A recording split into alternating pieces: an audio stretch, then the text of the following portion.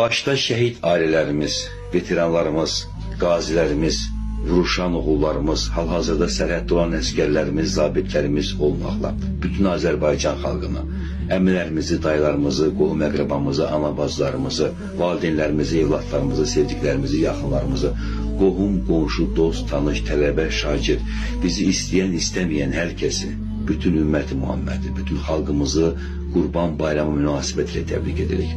Uca Allah kəsilən qurbanları gözəl şəkildə qəbul eləsin. Allah Teala könlünüzdə, qəlbinizdə nə arzunuz, nə arzumuz varsa, Rabbim xeyirlisinə yeni edilməsi nəsibi müntəzam eyləsin.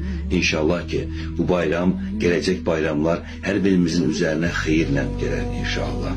Allah Teala bizi nəzərdən ayırmasın. Heç kimə, heç kəsə möhtac etməsin. Unutmayaq, kəsdiyimiz heyvanların əti, qanı Allaha çatmaz. Allaha çatan niyyətimizdir. Niyyətimiz saf olsun.